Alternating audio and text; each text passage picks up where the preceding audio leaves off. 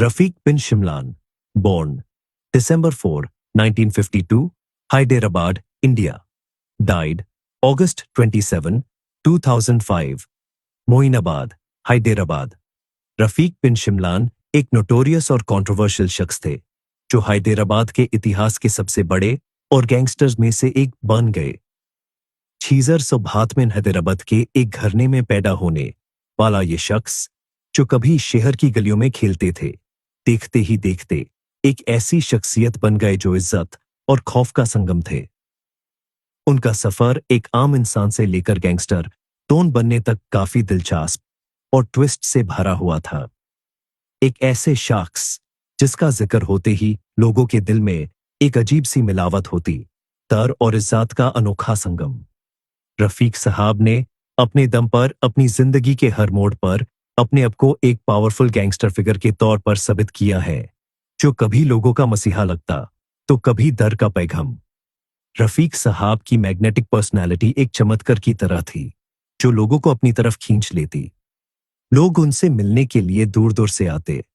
रफीक साहब से मिलने का इंतजार लोग घंटों तक करते, क्योंकि उनका स्टाइल ऐसा था जो लोगों को अपने तरफ खींच लेता था। उन्होंने अपनी जिंदगी सेलिब्रिटी की तरह जी, एक शान के साथ जो उनकी शख्सियत का अहम हिस्सा था। और रफीक साहब के चाहने वालों की एक लंबी लिस्ट थी। हैदराबाद के सोशल और क्रिमिनल सर्कल्स में रफीक बिन शिमलान नाम का डंका बजता था। रफीक साहब ने जरूरतमंदों के दिल में एक जगह बनाई थी। जो लोग मजबूर और परेशान थे, उनके लिए रफीक साहब एक फरिश्ता बनकर आते। उनका असर शहर के हर कोने तक था, एक तरफ इज्जत और दूसरी तरफ डर का प्रतीक। उनकी आवाज से लोग खौफ में आ जाते थे। सिर्फ उनका नाम सुनकर लोगों के चेहरे पे डर और इज्जत का संगम देखने को मिलता था।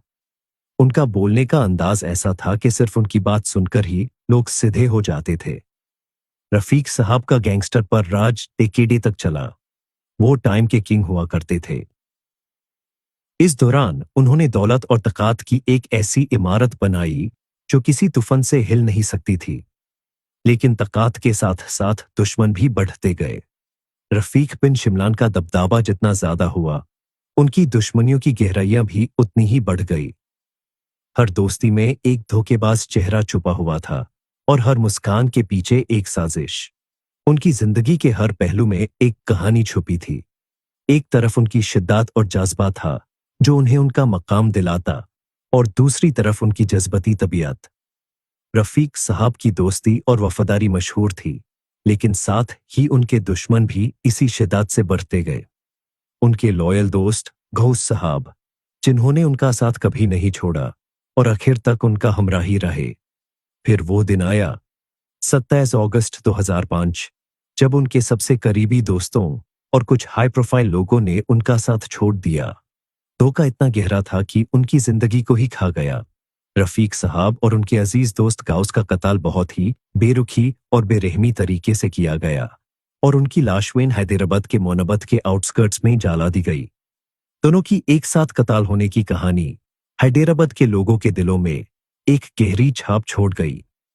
उनकी मौत एक दास्तान बन गई, एक ऐसे शख्स की कहानी जो पावर और इज्जत के शिखर पर था, लेकिन धोखे और साजिशों के तूफान में दब गया।